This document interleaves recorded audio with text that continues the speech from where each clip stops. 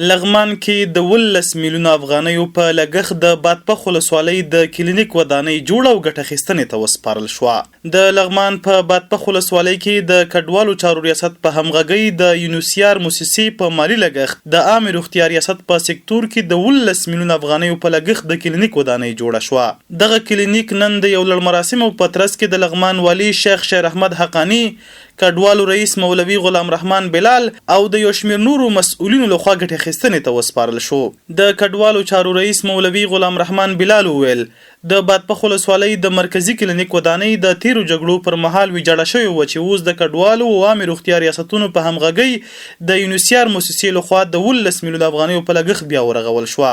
نوموړی زیاتوي یاد کلینیک په 2 وټونو کې 18 خونه لري چې څه د پاسه 1000 کورنۍ به ترې ګټه پورته کړي.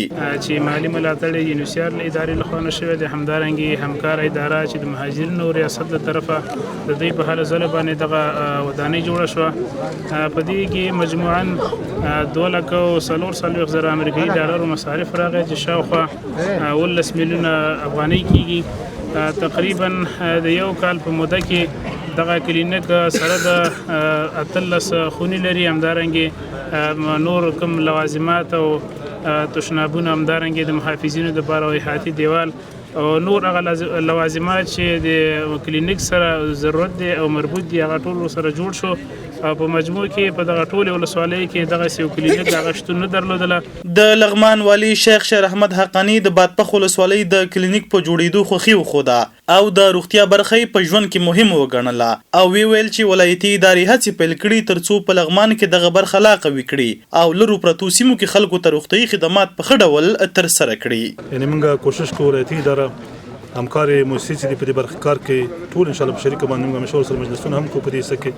موږ کوشش کوو لغمان په ټول ولایت کې چېرته چې کومې منطقې محرومې دي هلته کلینیک نشته، د مریضانو هغه رسیدګي کلینیکونو ته لږ مشکله وي، په سختۍ باندې وي، چې هلته روغتیايي نوي مرکزونه هغه جوړ سي، کوم چې جوړ دی هغه فعال سي. انشاءالله په دې برخه کې موږ کوشش روان کړی ده او انشاءالله امید ده چې دا کار څه موده به واخلي خو دا کار به انشاءالله وسي. د یاد کلینیک په جوړېدو د بادپخ ولسونه خوشحاله دي او وايي له دې وړاندې د صحت په برخه کې ګڼې ستونزې درلودې چې له دې وروسته به حل شي او ناروغانو ته به یې په خپله ولسوالۍ کې دننه روغتیايي خدمات په سم ډول ورسیږي. موږ د امارت نه ډېره مننه کوو چې موږ ته جوړ کړو. موږ د مریضانو د وجې نه چې مریضان به موږ لغمان ته انتقالول، نو په هغې وجه به مریض ته هم ستونزه وه، موږ ته به هم ستونزه وه او لارې هم خرابې دي.